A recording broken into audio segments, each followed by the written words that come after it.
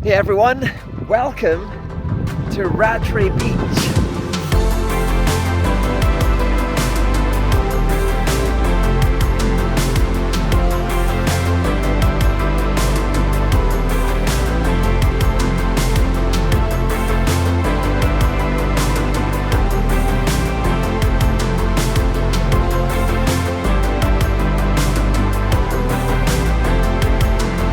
Okay, so Rattray Head Beach has a lot of things going on here. There's a lot of history, there's a lot of landmarks. The first thing that you're going to see when you come to Rattray Head is the lighthouse. It's one of the most famous lighthouses, I guess, in this region. You'll see a lot of it on Instagram. And it was built by one of the Stevenson family. We went to another Stevenson lighthouse quite a few vlogs ago. And I mentioned there how the most famous Stevenson is Robert Louis Stevenson, who is the guy who wrote Treasure Island, which is kind of the original. It's like the OG pirate book. It's where all of this stuff that we associate with pirates came from. So, you know, talking in a Bristol accent and peg legs and pirate on the shoulder and pieces of eight and all that kind of stuff. It all came from Treasure Island. It's been turned into movies and all kinds of things. And it was his family that built a lot of the lighthouses in Scotland, and that is one of them. And it's one of the more unique ones because, of course, it's out there in the middle of the ocean. It's not actually on land. There is a causeway that you can get out there on at low tide. I've never seen it at low tide, so I've never actually seen the causeway, but apparently there is one. And I noticed that when I put the drone up, there's actually somebody out there right now. And I don't know what that's all about because I thought it was fully automated, but I hope he's not stranded out there. But that's the first thing that you're gonna see when you come to Rattray Head Beach. So that's number one thing. I think it was built in the 1800s, something like that. And it must have been automated around the 1980s probably. Nah, it must have been earlier. Something around that. I'm just guessing basically, but that's my guess. And that's thing number one. The second thing that we're going to try and find on this beach, and I've never found them personally, but it's low tide, so the chances might be good, is we're going to try and find shipwrecks, because there are supposed to be at least 3 shipwrecks on this beach.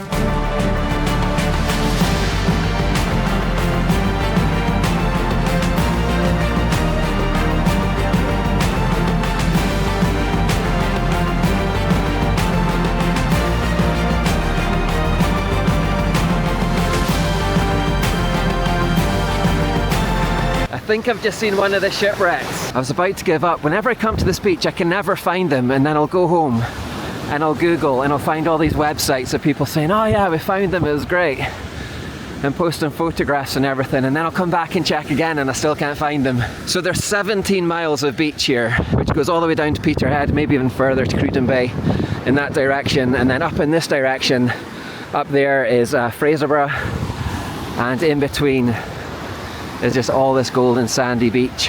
I think somebody in the chat one time actually said that their relatives or ancestors came from Peterhead and they now live in Canada. I'm pretty sure somebody wrote that quite a while ago. So if that's you, then that's where your ancestors hail from. Just about there you can see the silhouette of the spires at the edge there.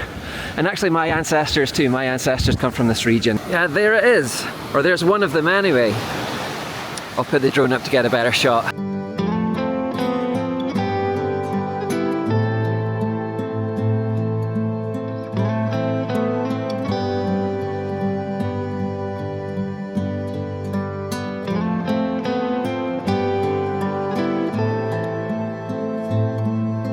I would tell you something about the shipwreck, but unfortunately I don't know anything about it. I think it might be Norwegian.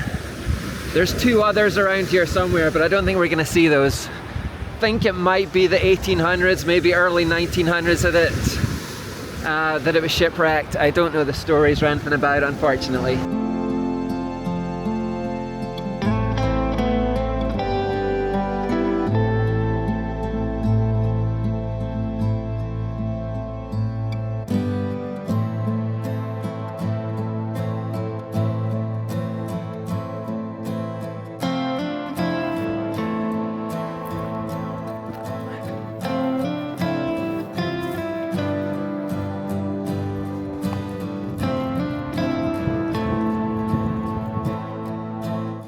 Okay, the reason that we're here is because there's supposed to be a buried castle and a buried village over here somewhere.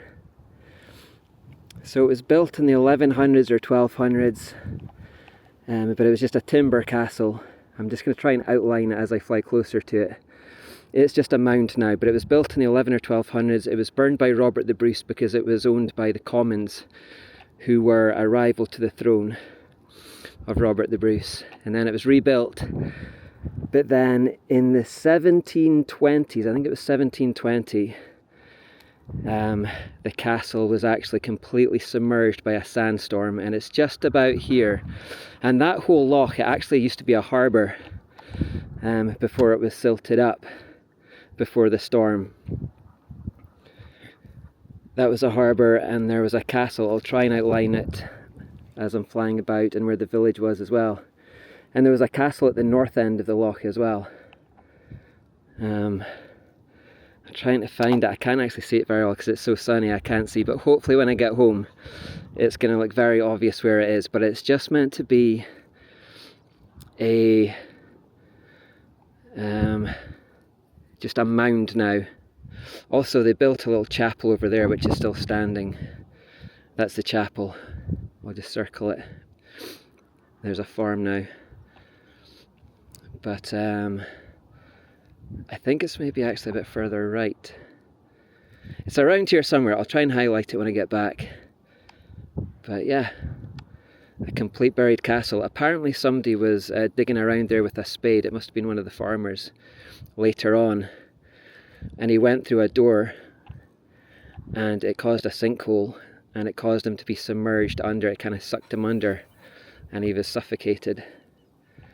So yeah, I don't know if I've showed you anything there, because like I said, I've just been flying with the drone and it's very sunny. I can't really see the screen, but there used to be a complete passage out to the ocean, and it was a bustling little village and harbour all the way out there.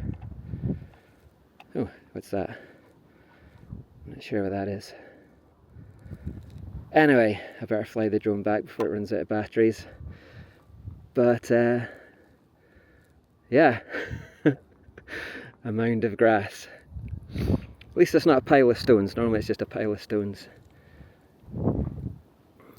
But I think they have done like archaeological digs there. They have tried to find what's under there. And they have managed to recover some things. And I'll put the details again at the bottom of the screen to tell you where it is. But I'm just going to fly back. I'm getting a strong wind warning.